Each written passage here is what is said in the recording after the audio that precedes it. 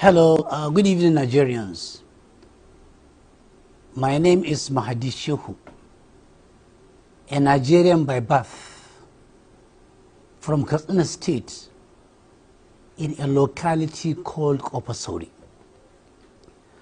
This outing and clip is titled Extreme Poverty in Nigeria.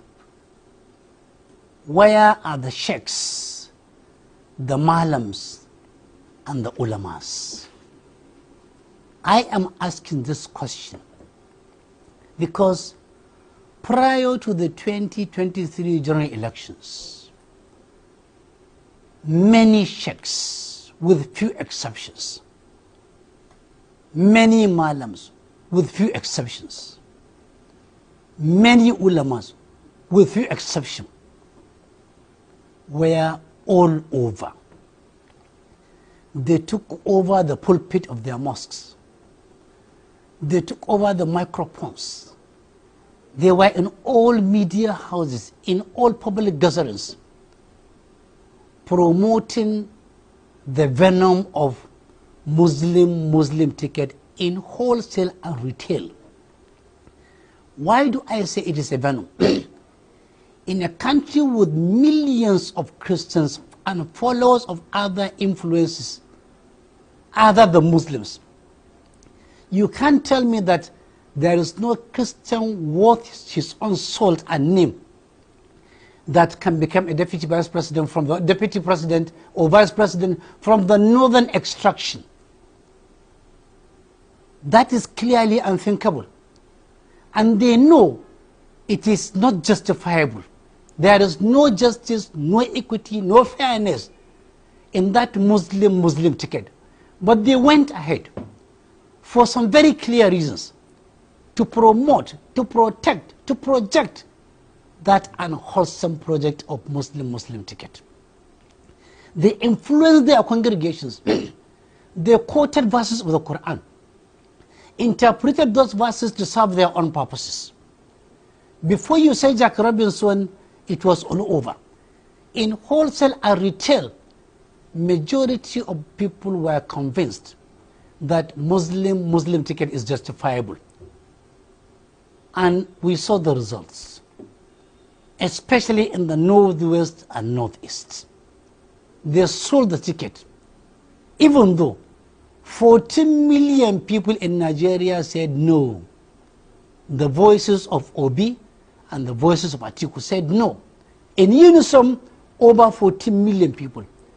Only 8 million people that are still doubtful bought into the Bobby trap. Now it is Muslim ticket at play. Increasing hunger, starvation, insecurity all over the horizon. People are traumatized, confused, bewildered, and dislocated. Everybody today in Nigeria is on his own. Everybody for himself, God for us all, survival of the fittest, and the devil take the hindermost. Yet, we are hearing no voices from the ulamas, from the malams, from the sheikhs. It is inordinate silence. We only saw them going to Niger to plead for war not to go on. But before Niger, it has been 8 years of harvest of death under Buhari. Harvest of disease, of delay, of decay, of injustice and forbidding of justice.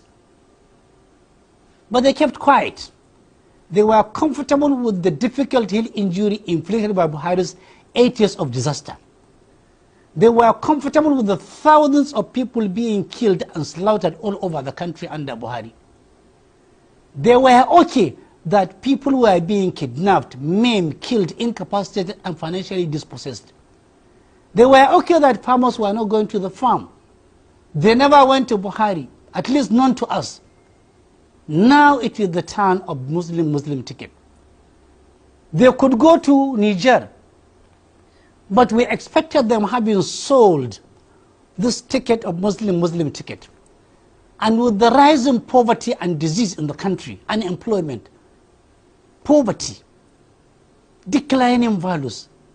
We expected them to have the courage, the guts, the audacity, the wherewithal, and the liver to go and tell Tinubu that we sold you in wholesale and retail, especially to the Muslims. Now the whole of Nigeria, Muslims and Christians, are dying of hunger, of disease. Traders, medium, large scale and lower scale, 80% of them have had their capital decimated on account of your reckless statement on the very first day you were sworn in, where you said no more fuel subsidy. It has decimated 80% of all people with capital. It has increased the number of people who are in abject multidimensional poverty to beyond 134 million to over 200 million. We expected them to tell him pop and play in open space. But mum is the word. Silent is the word. They have gone into inordinate silence, as if they have gone into deep slumber.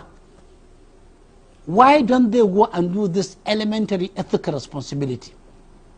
Ulamas, sheikhs, malams, don't forget, if you are looking away now, at a time when the Tinubu's regime is inflicting injury on majority Nigerians and decimating them, if you are looking away because you are comfortable, if you are looking away because you are rich, if you are looking away because you have shelter beautiful and over your head, if you are looking away because of the various automobiles including bulletproofs at your own possession, if you are looking away because your children go to the best schools, if you are looking away because you can afford health care and food, do know that nothing is permanent. We've seen rich people turning into poor people, healthy people physically incapacitated, knowledgeable people reduced into nothing. There is no exception. Nobody is an exception to this rule from Allah Ta'ala. If you can't talk now, you will definitely talk. Willy-nilly, now and wakarhan, whether you like it or not. On Judgment Day, ulamas, malam, sheikhs, alarammas, along with rich men, people endowed with wealth, along with the leaders elected and appointed and those who inherited power,